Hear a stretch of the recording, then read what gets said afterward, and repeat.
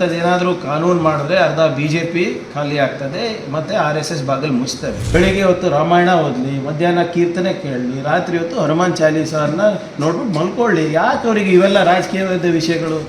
So ಅವರು ಆಟಕ್ಕುಂಟು ಲೆಕ್ಕಕ್ಕಿಲ್ಲ. ಸುಮ್ಮನೆ ಈಗ ವಯಸ್ಸಾಗಿದೆ, ಅವ್ರ ಮಗನಿಗೂ ಟಿಕೆಟ್ ಇಸ್ಕೊಡೋಕ್ಕಾಗಿಲ್ಲ. ನೋಡಿ, ಮೊದಲನೇದಾಗಿ ಅಂಥದ್ದೇನಾದರೂ ಕಾನೂನು ಮಾಡಿದ್ರೆ ಅರ್ಧ BJP ಖಾಲಿ ಆಗ್ತದೆ ಮತ್ತು RSS ಬಾಗಿಲು ಮುಚ್ತವೆ. ಈಶ್ವರಪ್ಪ ಅವರಿಗೆ ನನ್ನೊಂದು ಸಲಹೆ ಇದೆ. ನಿಮ್ಗಾಗಲೇ ಇನ್ವಾಲೆಂಟ್ರಿ ರಿಟೈರ್ಮೆಂಟ್ ಕೊಟ್ಬಿಟ್ಟಿದ್ದಾರೆ, ಮನೇಲಿ ಆರಾಮಾಗಿರಿ. ನೀವು ಆಟಕ್ಕುಂಟು ಲೆಕ್ಕಕ್ಕಿಲ್ಲ ಆಗಿಬಿಟ್ಟಿದ್ದೀರಾ. DCM ಇದ್ರಿ, ಅದಾದಮೇಲೆ ಏನಾಯಿತು? MLA ಆದ್ರಿ, ಅದಾದಮೇಲೆ ಈ ಸರಿ ಟಿಕೆಟು ಸಿಕ್ಕಿಲ್ಲ. ನನ್ನ ಅಸ್ತಿತ್ವದಲ್ಲಿ ಇದ್ದೀನಿ, ನಂದು ರಾಜಕೀಯ ಶಕ್ತಿ ಇದೆ ಅಂದ್ಬಿಟ್ಟು ಯಾವುದೋ ಸಂಘಟನೆ ಕಟ್ಟಿದ್ರು, ಸಂಗೊಳ್ಳಿ ರಾಯಣ್ಣ ಸಂಘಟನೆ ಕಟ್ಟಿದ್ರು. ಏನಾಯಿತು? ಏನೂ ಆಗಿಲ್ಲ. ಅದು ಕಟ್ಟಾದಮೇಲೆ ಪಾಪ ಟಿಕೆಟ್ ಕಟ್ ಮಾಡ್ಯಾರ ಅವರಿಗೆ. ಸೊ ಅವರು ಆಟಕ್ಕುಂಟು ಲೆಕ್ಕಕ್ಕಿಲ್ಲ.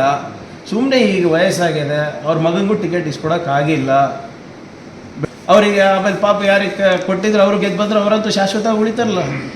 ಸೊ ಅವರು ಪೊಲಿಟಿಕಲಿ ಅಲೈವ್ ಇರಬೇಕಲ್ಲ, ಅವರ ರಾಜಕೀಯ ಅಸ್ತಿತ್ವವನ್ನು ಉಳಿಸ್ಕೊಳ್ಳಿಕ್ಕೆ ಈಶ್ವರಪ್ಪ ಅವರು ಇಂಥ ಹೇಳಿಕೆ ಕೊಡ್ತಾ ಇರ್ತಾರೆ. ನೀವು ಮೈಕ್ ತೆಗೆದುಬಿಡ್ರಿ, ಒಂದು 3 ತಿಂಗಳು ಅವ್ರ ಹತ್ರ ಹೋಗ್ಬಿಡ್ರಿ, ಯಾರು ಮೀಡಿಯಾದವ್ರು, ನೋಡ್ರಿ ಏನಾಗ್ತದೆ.